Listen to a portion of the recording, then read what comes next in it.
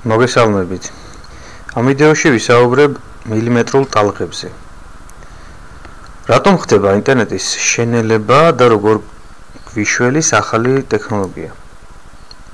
დღესდღეობით smartphone-ები და სხვა ელექტრონული მოწყობილობები იყენებენ რადიოსიხშირეების 6 GHz-მდე სიხშირის ტალღებს.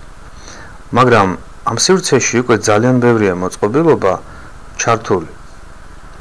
რაც უფრო მეტი ადამიანი იყენებს ქსელს, მით უფრო ნელდება ინტერნეტი და იზრდება კავშირის გაწყვეტის რისკი.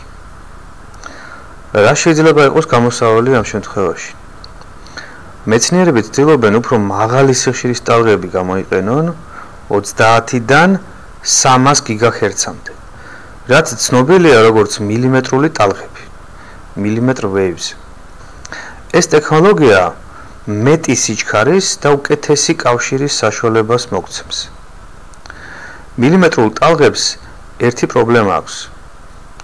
ისინი ვერ გადიან შენობებში. მათ შთანთქავენ მცენარეები და წვიმად სერიოზულ დაბრკოლებას უქმნის მათ. მაშინ როგორ გამოვიყენოთ ეს ტალღები?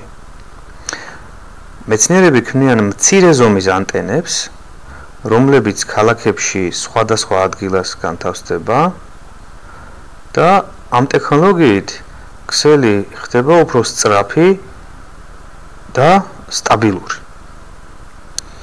მილიმეტრული ტალღები მომავლის ინტერნეტია.